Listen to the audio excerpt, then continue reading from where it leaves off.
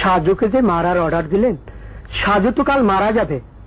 আমি স্যার এই রাজনীতিটা ঠিক বুঝলাম না। রাজনীতিটা বুঝলে না? জি না স্যার। না বোঝার কারণ? স্যার, এবং একজন ভালো লোক, সে চাঁদাবাজ না, সে সন্ত্রাসী না। আগামী নির্বাচনে সে আমাদের দল থেকে না দাঁড়িয়ে স্বতন্ত্র নির্বাচন করলেও সে পাশ করবে।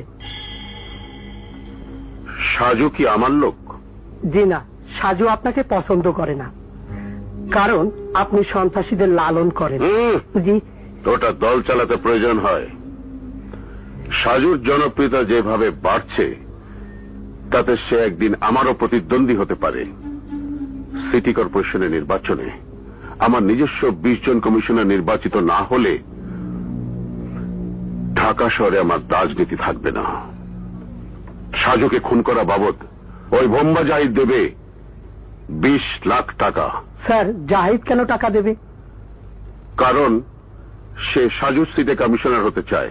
স্যার, তাহলে হিসাবটা দাঁড়ালো এমন, সাজুকে খুন বাবদ জাহিদ আপনাকে 20 লক্ষ টাকা দেবে, খরচ 5 লক্ষ, বেঁচে যাবে 15 লক্ষ। মানুষ খুন করিও আপনাদের লাভ। এটাও আপনাদের রাজনীতির একটা ভালো ব্যবসা। স্টপ!